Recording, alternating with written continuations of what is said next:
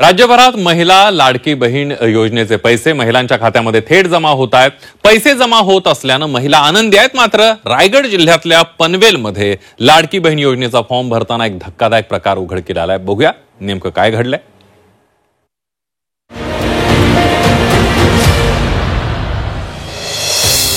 लाडक्या बहिणीच्या पैशावर भामट्याचा डल्ला।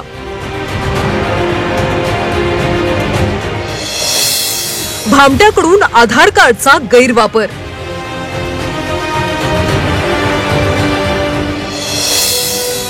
तीस आधार कार्ड एकाच बँक खात्याला केले लिंक।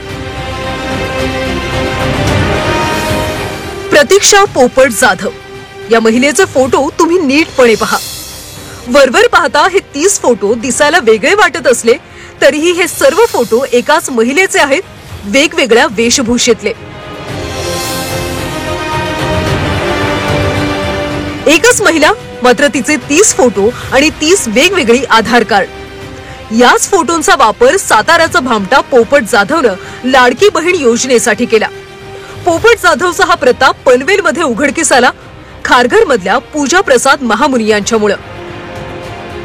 पूजा या लाडकी बहीण योजनेचा फॉर्म भरत असताना त्यांचा फॉर्म सबमिट होत नव्हता। फॉर्म सबमिट न होण्यामागचं कारण कळल्यानंतर त्यांना धक्काच बसला। पूजा महामुनी यांचा आधार हा पोपट जाधवच्या मोबाईल नंबरशी जोडला गेल्याचं उघडकीस आलं। पूजा यांचा आधार क्रमांक वापरून पोपट जाधव यानं त्याच्या पत्नीच्या नावाने फॉर्म भरला।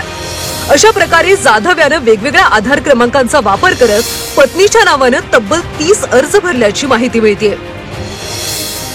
पोपट जाधवनं त्याची पत्नी प्रतीक्षाच्या नावाने तब्बल 30 अर्ज भरले।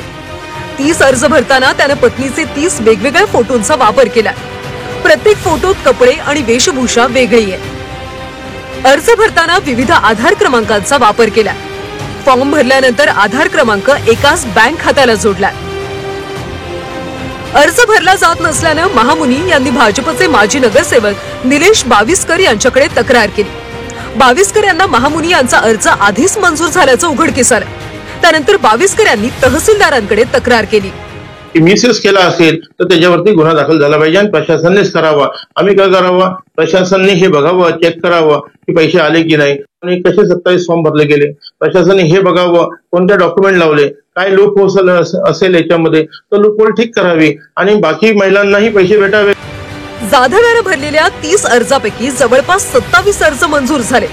या 27 अर्जापैकी बँकेत किती पैसे जमा झालेत हा प्रश्न निर्माण होतोय।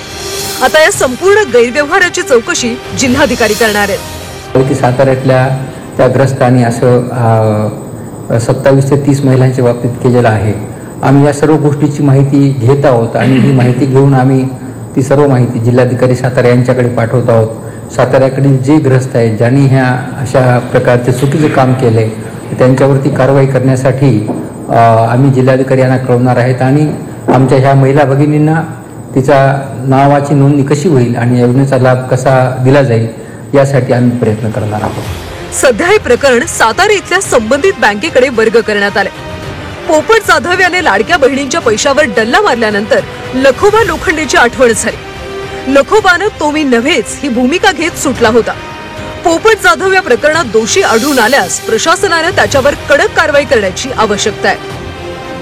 स्वाती नाईक सह प्रफुल्ल पवार, झी 24 तास, रायगड।